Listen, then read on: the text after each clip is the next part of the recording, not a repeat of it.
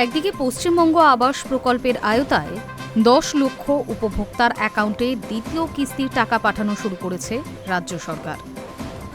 অন্যদিকে রাজ্যের প্রকৃত গৃহহীনদের চিহ্নিত করতে জোর কদমে চলছে আবাস প্লাস সমীক্ষা। ইতিমধ্যেই তাতে আরও 23 লক্ষ গৃহহীন পরিবার চিহ্নিত হয়েছে। সমীক্ষার কাজ শেষ করতে হাতে আর মাত্র 4 দিন সময়।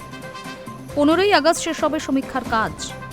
সময় মতো কাজ শেষ করতে তাই এবার সেলফ সার্ভে চালু। গৃহহীন মানুষজন নিজেরাই যাতে অনলাইনে এই সমীক্ষায় নাম তুলতে পারেন সেই পদ্ধতি চালু করল পঞ্চায়েত দপ্তর। পঞ্চায়েত দপ্তরের তরফে জানানো হয়েছে, আবাস প্লাস 2024 অ্যাপটি ওপেন করে এই প্রক্রিয়া করা যাবে। যাদের পাকা বাড়ি নেই তারা এইভাবে নিজের নাম নিজেরাই তুলতে পারবেন সেখানে। তারপর বাড়ি বাড়ি গিয়ে ধাপে ধাপে হবে তথ্য যাচাইয়ের কাজ।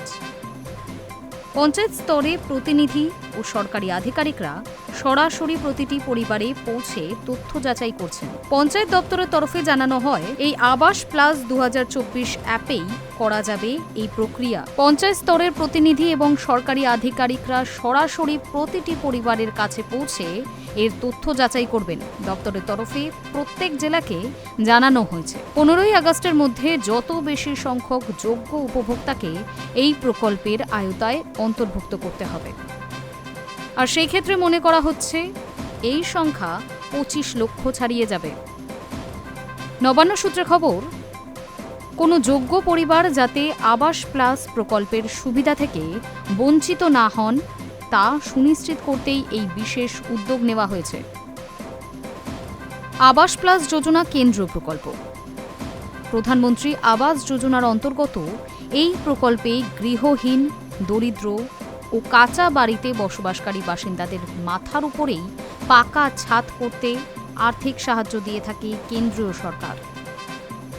রাজ্যে নতুন সরকার আসার পর আবাস প্লাস যোজনার সাহায্য পাইয়ে দেওয়ার জন্য যোগ্যদের বাছাই করার কাজ জোর কদমে শুরু হয়েছে।